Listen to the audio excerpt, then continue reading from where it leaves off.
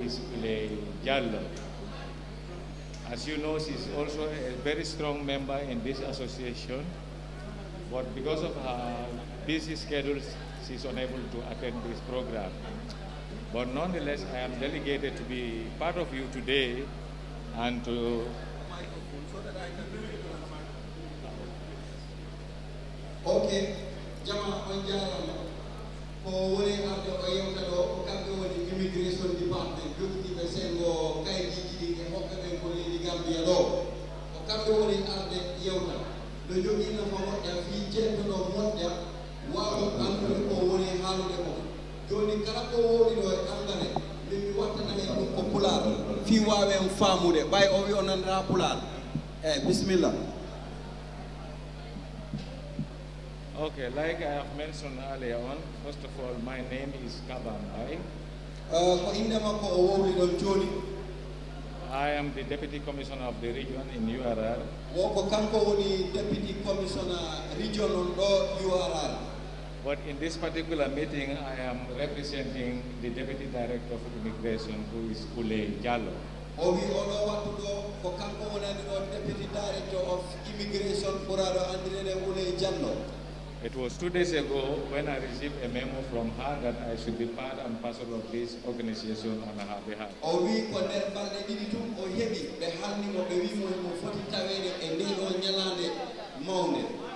Now, my topic of deliberation in this gathering is going to be the importance of documentation and the process involved.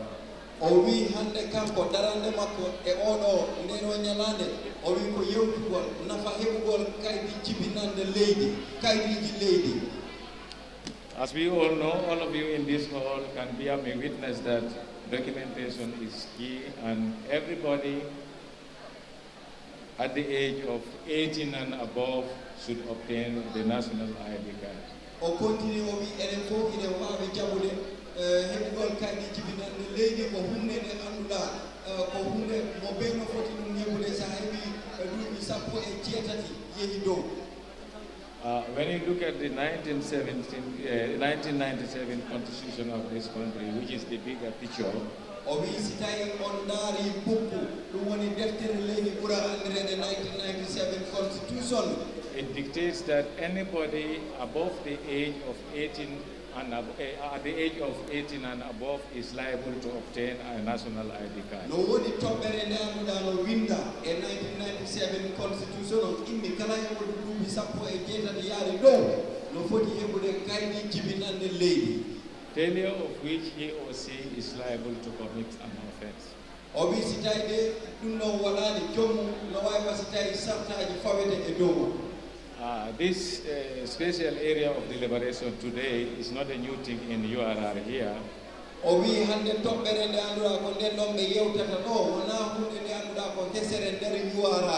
Because time in and out, we are being invited by some of the NGOs to sensitize or put more lights on this issuing of these documents through radio programs and then community engagement programs as well. Watu kala kambe hibe nonde e meeting ji e radioji fibe yewta e ko andura ko dum woni de do tobbere de yewta de woni kadi jibinande leydi. Now we are talking of how to get the documents involved in order to process this important document. O wi joni ine yewtude ko honno wawete hebirde kaydiji di andura ko dum don fota hebede e honno hebirta di. And I just want to inform this particular gathering that the immigration department is not working in an isolation. We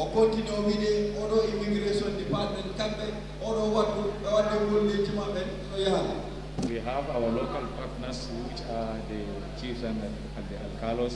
They are heavily represented in the villages and the district level. O continue wi be jogi alkaloji mabbe din kañum chief ji mabbe din diadra ko kambe gollidata e immigration department fiidum go.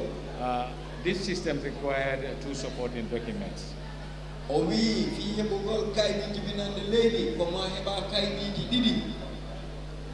Is either you present a birth certificate with a voter's card or a voter's card with your previous ID card or you are either attested by the chief or the alcalde of the village that you live.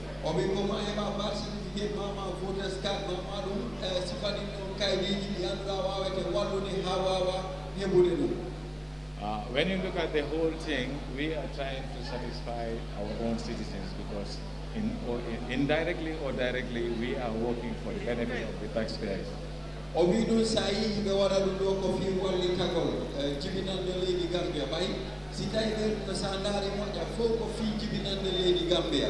The same constitutions went to emphasize that one of your parents must be a citizen of the Gambia.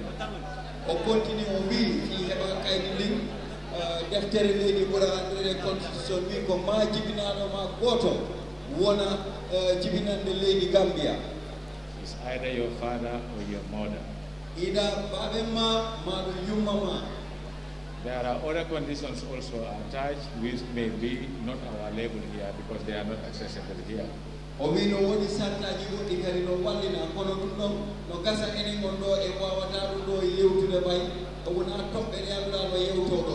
That is in the case of registration and naturalization, we are not dealing with those things here. It's only at the main headquarters.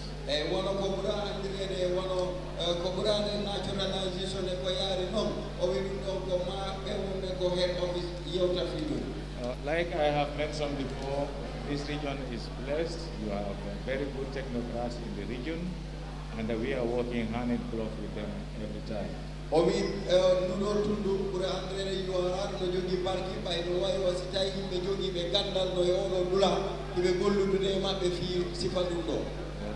what I can support, I can assure you, you will have our support at any time needed. O continue holding o bi watu kala be joli tan tom tenon be walli toto no fali la don. Our doors are open at any time. If you feel you go to the center and you have been embarrassed or you have been refused to obtain this document based on injustice, please let us know.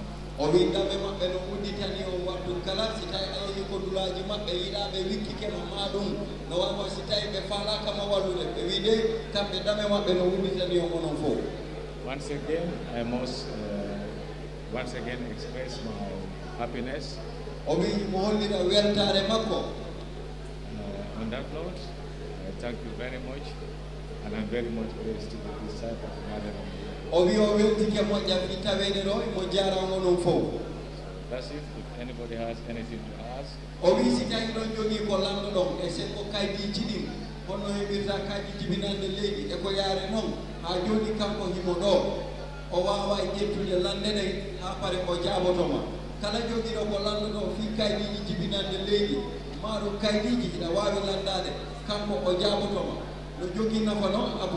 no jogi na fa fi lando de doka lando de ande woten fado ha se yehi ko tuli mo jiddo landade mo ko fati e bangi kay jibinande may go nani kala mo jiddo landade rek yen lando joni wota yaw ha ko tuli me ginne mi ro fala no landade kono mi landade. Assalamu alaikum wa rahmatullahi ta'ala wa barakatuh. Wa alaikum salam. Bidu Ibrahim Bara Sara Jambalo. Said his name is Ibrahim Jallo. Let him go ahead. Mbalo Ibrahim Mbalo. You didn't love that the whole Senegal. He said he wants to know what results are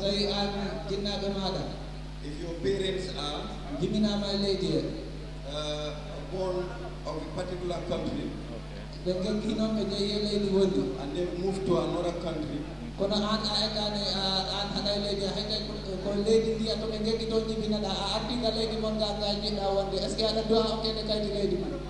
If they move to another country, you were born in that country. If you come back to your country by blood, are you fit to have a paper? Let him be specific. Let him tell me which country. Let him mention a country.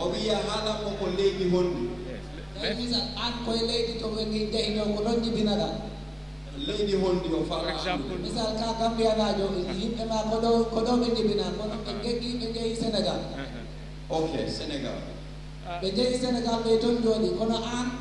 arti do ay lady e ko don ci dawande anon ajibina ka do kono ko don ci dawande ada to okay kay ci bina do lady e wala do from this country. but they moved to Senegal, and you were born in Senegal. You came back to your country, Yes. and you have papers. Yes, automatically you are qualified as a Gambian because, as we all know, migration is nature. Nobody can stop migration.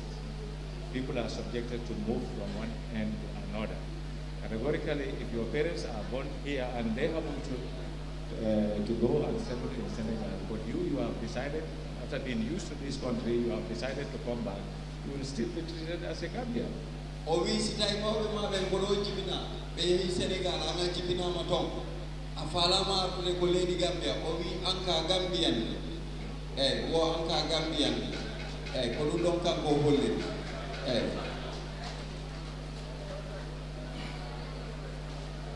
indema yetode. Okay, assalamu alaikum.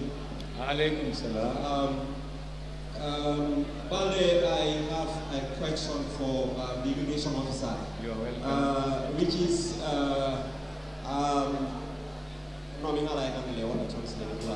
for the benefit of the immigration officer. All right. Okay, DJ, komifala landare ko landar wotubal faida paski to fulbe because ko program fulbe wona.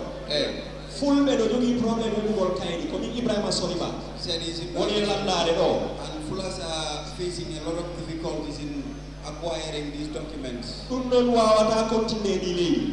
He said, and that can continue in this country. So tawi woni nenema e bawa ma maayi ɓuri ɗuɗi capantati ma capanɗe nayi ma ɗum inogas e ko fawi kaydiji maɓɓe majji. If your parents passed away many years ago, like 30 to 35 years, and they lost all their documents, a ari a yehi ka jarga maɗa, and if you go to your alcalo, jarga jonnima kaydi seeditima ko ɗo jibinaɗa, and if he give you a document and he bear witness that you were born here, a yehi ka chef o waɗi counter sign, and the chief signed it, a ƴetti ɗin kaydi a yehi on attestation a yehi immigration ɓe wiyama ɓe caka mama ɓe nama e addo e kaydi nenema ma kaydi bamma fi honɗum. and after all that documentation, if you take it to the immigration department, they'll start doing investigation on you. Te sandari ka application form. And if you look at the application form properly, Application kaydi landangal do wiyama go ya addu kaydi jibinande. and all those things are included on Ma the ya addu kaydi ID card tiɗɗo. or own ID card, Ma ya addu attestation alkali e chef ko. attestation of alkali and chief. Adda ɗin attestation ɗin kaydi jarga e chef. If you bring those documents, Ɓe wiyama ya addo ya kaydi nenema ma kaydi bamma. they'll still tell you to go and bring your parents' documents. Minen fulɓe ɓe mi wiyata ko ɓay haray komin fulɓe ko ɗum waɗi hara meɗen wojji.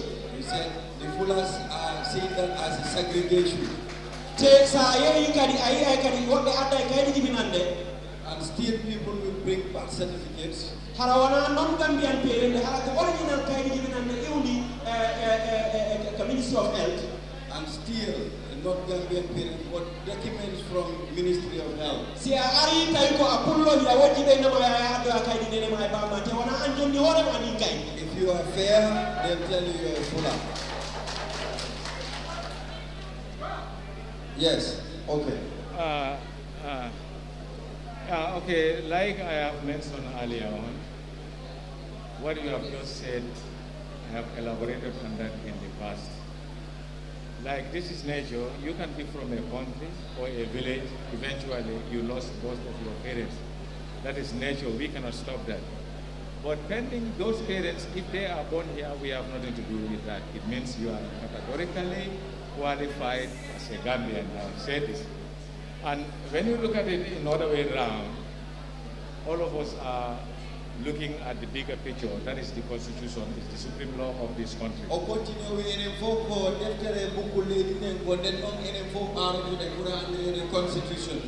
This is not our making. This is the voice of the people. Now, when you look at this Constitution, it is stipulated that one of your parents must be born in this country.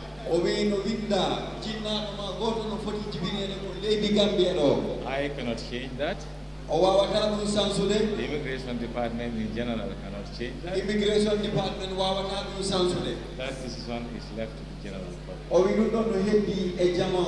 That's the issue. But in his own case that he's talking about, that is categorically the person is a Gambian. We are not up to humiliate anybody, neither to embarrass. Like I have mentioned earlier on, if you feel offended or if you feel humiliated at the issue in the center, or you are completely denied because of injustice,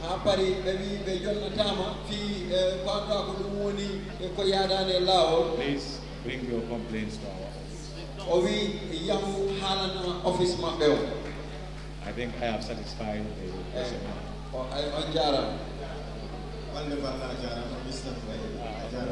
Thank you very much. Once again, I thank everyone.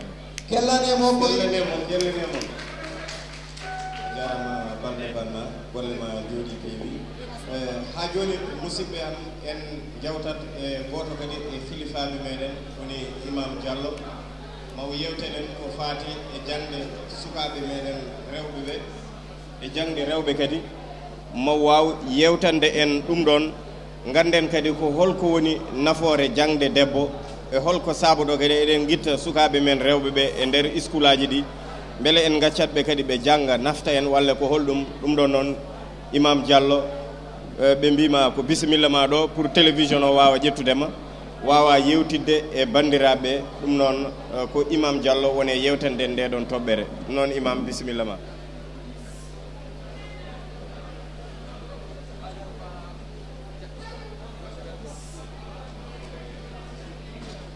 Yo, assalamu alaikum musidɓe fulɓe, on calminama, on juurama, on ñagama yafowe mbeɗo keɗodiron seeɗa mbawen nande ko haalte ɗo ko saabu ko haalte ɗo ko ina jogui fayida no fewi ɗo ɓe jiiɗon ɗo ɓe foof an ɓe garat ɓe kaala si a fuɗɗori to an kadi ɗo haalde o ko Mr May ko immigration officer kulle kayti o haalata ɓatti ɗum ko Ibrahima Diallo ko kam woni président National Livestock Owners Association ko kam woni président fedde kippunde kulle joom en daabaji Gambia ɗo foof Ibrahima Diallo kam ne arat haala caɗele aynakoɓe e remoɓe nder Gambia ɗo en hoɗum fedde mumen nde waɗata faade e on fannu so a wi ɗon an ga Imam Alhaji Hayba Haydara kam ne waraɗa haala ko haalanta en ko hakkunde diina e aada ko nandindini diina e aada hono ɗum fof wawta yaadude so a wi ɗon an on tuma keɓa Imam Diallo Imam Ousainou Diallo ko to TRRC ɗum woni Gambia Truth Reconciliation Repatriation Commission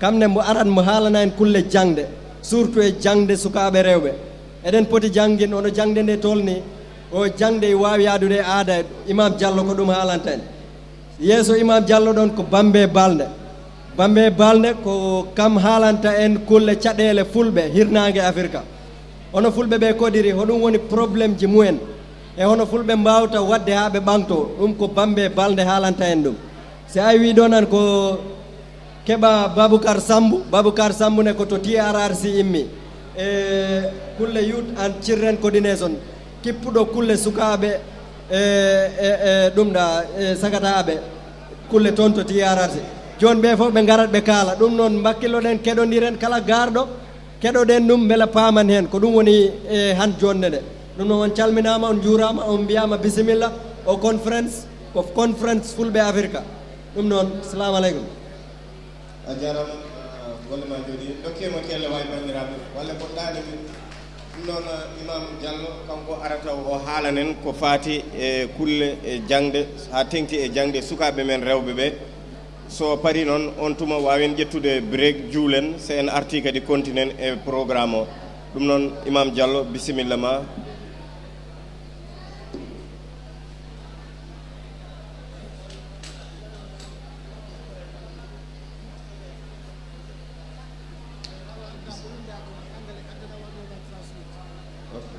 non balde banna wima bisimilla maga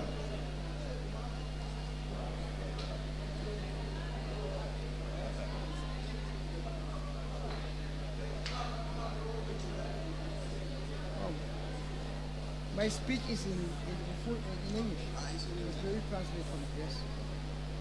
Awa on jarama imam o wi koye angale kaydiri ndi winda joni o wola e angale on tumasi ndaren no wawiren ɗum waɗede e pular miɗo faala noon kadi miɗo faala yo mo kala yo hettiɗo imam o wi mo faala mo ɓe yo jento mo ɓe yo hettino enen fof wawi heɓude nafa kan hara sen ɗiwiɗo en heɓay ko annduɗa ko ɗum nafata en hay wona yen aru rek wiɓe haala kan heewi e nder hoolɗo imam inni haala kan heewi ko nder hoolɗo waɗu ɓe ɗum fi allah ɓe deƴƴa ɓe hettiɗo ɓe heɓa nafa janɗa konguɗi ɗi imam inni waɗon fi allah jento ɗon heɓon nafa konguɗi ɗi yande bismillahi rahmani rahim alhamdulillahi rabbil alamin arrahmani rahim maliki yawmiddin iyyaka na'budu wa iyyaka nasta'in ihdinas siratal mustaqim siratal ladzina an'amta alaihim ghayril maghdubi alaihim waladdallin amin walillahi alhamdu rabbus samawati wa rabbul ardi rabbil alamin wa lahu al-kibriya'u fis samawati wal ardi wa huwa azizun hakim ربنا آتنا في الدنيا حسنة وفي الآخرة حسنة وقنا عذاب النار سبحان ربك رب العزة عما يصفون والسلام على المرسلين الحمد لله رب العالمين. Greetings to all the fullers present here today.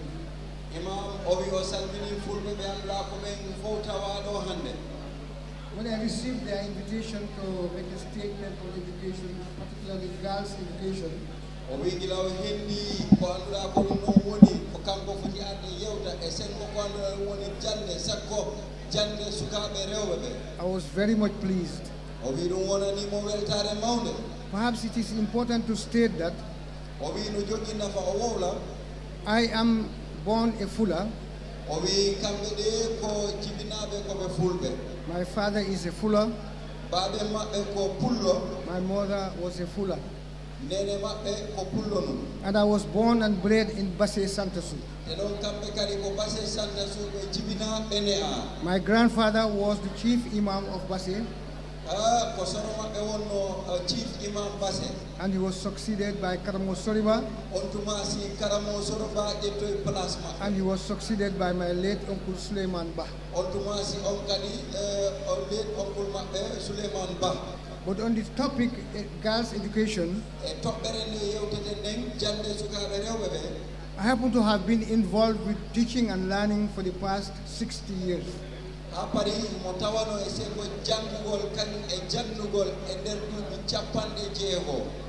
was a trained qualified teacher in 1963.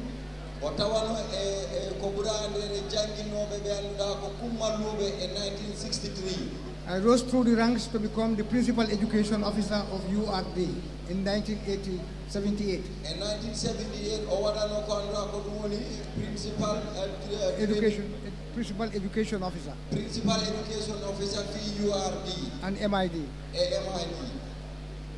Later, I was moved to Kerewan, where I retired in 1988. I will not bore you with my curriculum vitae and my other aspects of life.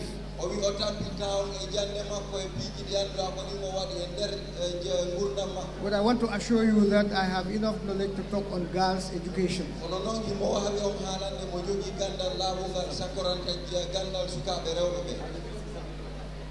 Now the speech. I feel deeply honored to take on the above subject and to thank the Dental FULBE for giving me the opportunity on a matter I am very conversant with. The subject being girls' education.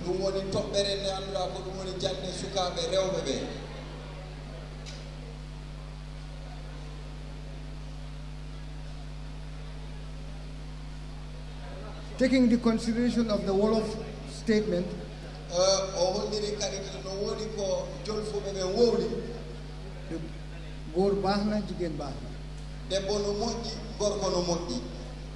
today, hande we are talking about the girls' education, ine yewtude fi jande sukaɓe rewɓe ɓe. a very important component of our life. O wi ɗum ɗo de ko daƴƴere nde annduɗa no jogii nafa e gurdam men. Perhaps I need to highlight that O wi mo foti laɓɓinde as far back as in 1956, o wi e hitande 1956 the first girl in the provinces earned a place in secondary school with me to go to Banjul. o wi jiwo mo annduɗa ko wonnoɗo ko dowri heɓi place fi natugol e secondary school fi yaada e maɓɓe Banjul. She is not the only first girl to, she's not only the first girl to get secondary education because she's from Basse, from the entire provinces. O wi wona kanko rek woni suka debbo mo annduɗa heɓi yiti faɗu noon kono noon e sengo ko annduɗa ko ɗum woni ko dowri ko kanko. That year, O wi nden ɗon hitande Abdul Karim Savage, ɓuraɗo andede Abdou Karim Savage, the late Chief Justice of the Gambia, feɗɗinɗo Chief Justice of the Gambia, Hamel Danso, Hammel Danso, Baba Bangura, Baba Bangura, and I e kamɓe won scholarships to go to St. Augustine's and St. Joseph's Secondary School, respectively. ɓe wi ɓe heeɓi ko annduɗa ko ɗum woni scholarship ɗum woni ɓe yoɓani ɓe feyaɓa ɓe yaha St. George's e St. Augustine's e St. George's school. If Ida had continued her education, O wi si on Aida debbo on gaynitino jande she makko would nde have been one of the most important people in this country. o wonano neɗɗo ɓuriɗo jogade nafa e nder ndiɗo leydi. Unfortunately, she got married O wi kono Aida continuoyani jande makko nde o jomba and left school. o acci l'école on. We continued. O wi kamɓe on ɓe continue jande nde. Both Abdul Karim Savage and I Wo kamɓe Abdou Karim Savage rose to very high ranks in the civil ɓe service. heeɓi place mawɗo e nder dulaji gollirɗi ɗi. If Ida had continued with us, O wi si tawi Aida continue e maɓɓe she would have been also one of the most important people and occupier of important positions. o wonayno neɗɗo mo annduɗa ko neɗɗo jogiiɗo nafa e place uji towɗi o wonayno. Dear brothers and sisters, O nodditi on nde I've given you some history about our education. o jonni on taarika rakkuɗuɗo fii ko annduɗa ɗum woni jande nde. Let us take care of our girls' education. O wi toppitoɗen jande sukaaɓe rewɓe ɓe. The girls should be protected. O wi ɓe sukaaɓe rewɓe ko ma danden ɓe, They should be guided. ko ma ɗum yen en walliɓe. They should not be guided and forced into marriages. Ɓe fotaka walleɗe ha para kadi noon forcéɓe ɓe jombe. Give them the full opportunity to develop their potentialities. Udditane ɓe laawol jonne ɓe ko annda ko ɗum woni ko wallitotoɓe So that they can contribute in national development. a yiyay ɓe wawa kadi yaarude kamɓe ka ɓe tawe e nawrugol leydi ndi yeeso. Many women complain that they are not respected O wi yimɓe rewɓe yewɓe wowliɓe wi ɓe teddinaka or they are not given good positions. ɓe jonnaka place uji moƴƴi. But it's because they have not had the right type of education and training. O wi ko fii ɓe heɓani gandal kañum kadi e ballal ngal annduɗa ko ngal ɓe foti We heɓude. must realize that today there are more women than men in the Gambia. Hande sen daari en taway ko rewɓe ɓe ɓuri ɗuɗude worɓe ɓen ko leydi And Gambia. therefore there are more girls than boys. Ha pari sukaaɓe rewɓe ɓuri ɗuɗude sukaaɓe worɓe And ɓe. their education is most relevant to us as people. Ha pari ɓen jande maɓɓe ɗen ɓuri jogade nafa e amen. Let us remind ourselves about the slogan in English. Ɓe wi en annduto toɓɓere nde angale wowlide. If you educate a man, Si a jangini suka gorko you educate a person. ko neɗɗo goto janginɗa. If you educate a woman, Sa jangini suka debbo you educate a nation. ko leydi fof janginɗa.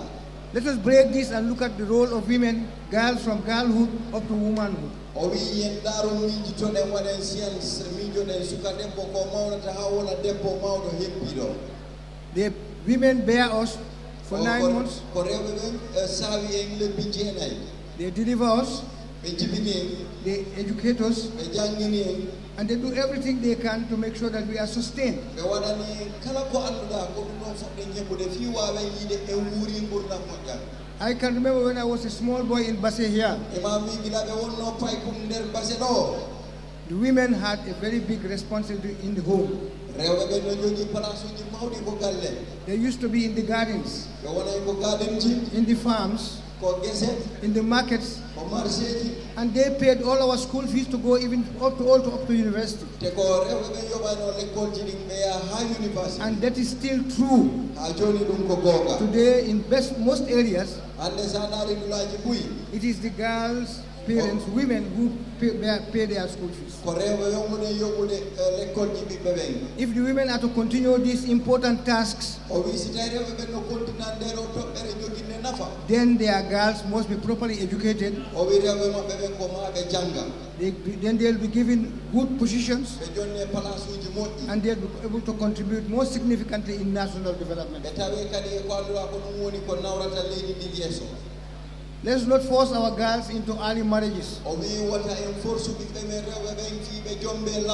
Even if we do, we must force our government to put up policies so that even if the girls are married, they should be able to continue their education. I, as an educationist, I know this is possible and it can be done. I'm not saying we set aside our culture. We can maintain our culture, but carry it along with other important aspects like providing the girl-child education even in marriage.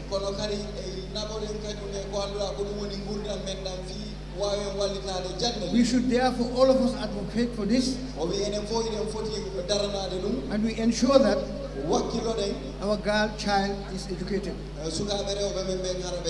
and get the best training possible, because they are the mothers of the nation. Ladies and gentlemen, dental FULBE, remember, we are the ones who are most neglected. And we should strive hard through our girls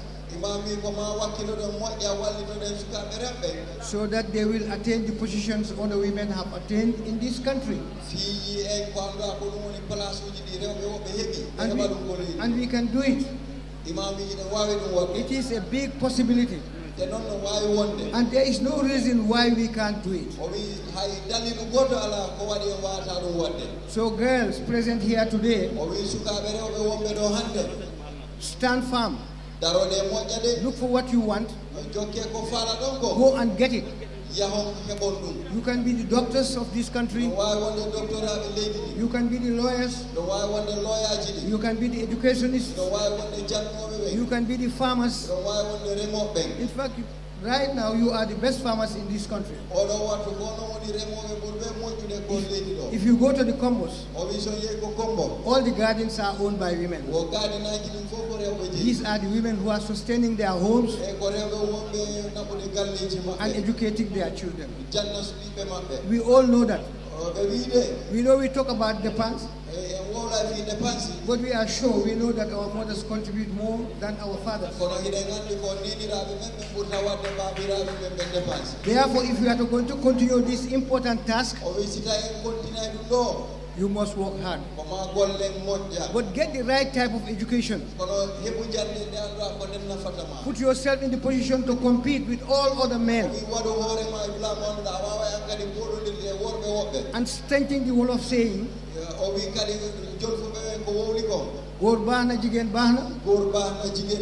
then therefore stand on that road and make sure you win. You can win. There is no doubt about that. Finally, I turn to dental FULBE.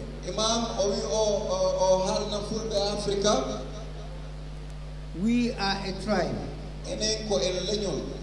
in a country which is full of other tribes.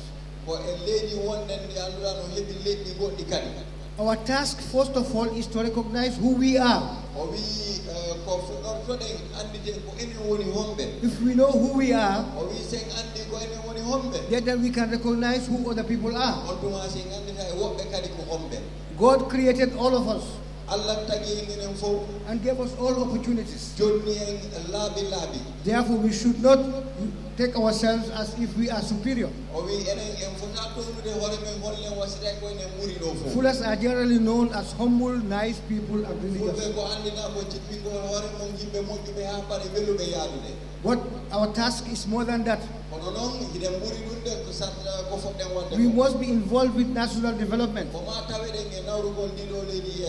To do that, we must forget other factors that distract us from the right one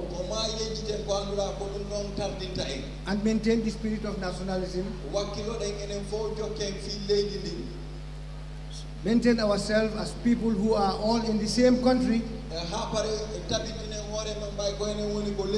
and by extension to all the other Fullers in West Africa and East Africa.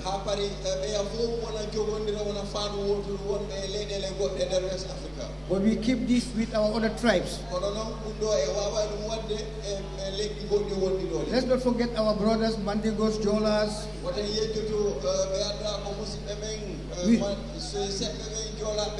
We should not keep ourselves to ourselves. In fact, we have never done it. There are many Fullers who are married to different types of tribes. A lot of Fullers are also married to Bandigos, Jolas, and Wolofs. This is the right spirit.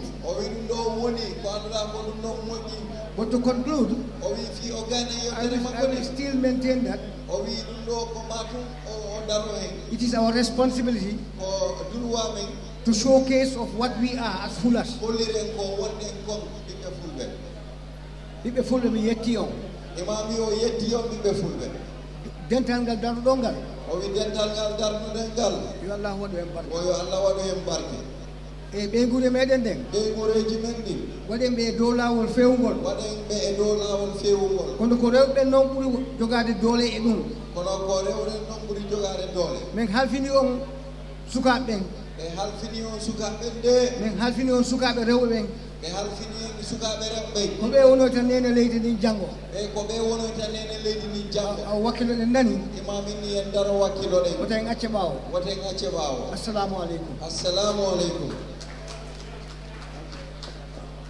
Jarama Imam Diallo golle ma jodi peewi balde manna andene golle ma jodi peewi dum non on nani ko Imam Diallo haali do hen ko tinnoden bandirabe mo kala woda ko jangi e ko Imam Diallo haali do hen ko nde tawno mo haali debbo haali leñol mo haali debbo haali nene mo haali debbo haali baba mo haali debbo haali aduna fof nde tawno den gandi neddo ko hebi ko welimo e ko musimo fof o wiyata ko woyi nenam dum non anditen dan debbo ene jogi fayida e gonka meden woni society meden o dum non en jetti Imam Diallo no feewi ha joni e Fulbe Africa e be jetta delegation je ganda ari do henne fof ene tawa hen tabital pulago national e tabital pulago international kambe fof e be do henne Fulbe Africa wi ne yettabe ene jarnabe yi kadi darde modon do joni to kalde den do delegation Ghana ene wonde Nigeria kambe kadi be naati do e der holo